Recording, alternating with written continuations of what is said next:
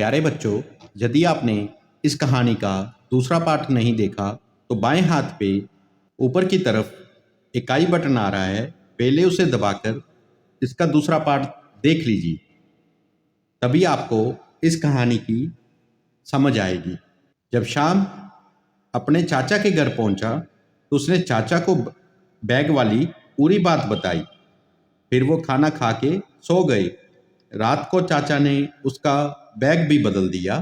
सुबह शाम जब बाजार सामान खरीदने के लिए गया तब उसने अपने बैग से पैसा निकालना चाहा तो बैग से पैसे नहीं निकले क्योंकि बैग बदल चुका था।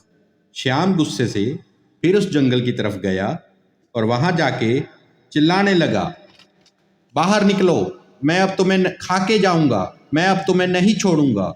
चुड़ैलें घबराते हुए कौवे से बाहर आई और बोली, अब क्या हुआ? तो श्याम बोला, तुमने मेरे साथ फिर से धोखा करा है। इस बैग से पैसे नहीं निकल रहे हैं। अब बताओ मैं क्या करूं? तो चुड़ैल बोली, हमने कोई धोखा नहीं किया है, तुम हमें पूरी बात बताओ कि इसके बाद तुम कहाँ जाते हो।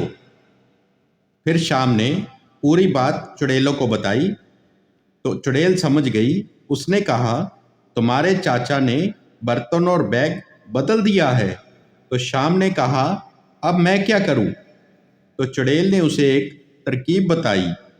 फिर वो अपने चाचा के घर की तरफ चल पड़ा। फिर उसने चाचा को कमरे में बुलाया और रस्सी से कुर्सी से बांध दिया। फिर डंडा लेकर मारने लगा। कुछ लाठी पड़ने के बाद चाचा ने सब कुछ श्याम को सत्य बता दिया कि मैंने ही तुम्हारा बर्तन और बैग बदला है। फिर उसने बर्तन और बैग श्याम को वापस कर दिए। श्याम दोनों चीज़ें लेकर अपने घर की तरफ चल दिया। प्यारे बच्चों, यदि आप इसी तरह की और कहानियाँ देखना चाहते हो तो कृपया हमारे चैनल को सब्सक्राइब करें, हमारी वीडियो को लाइक करें और ज़्यादा से ज़्यादा शेयर करें। धन्यवाद।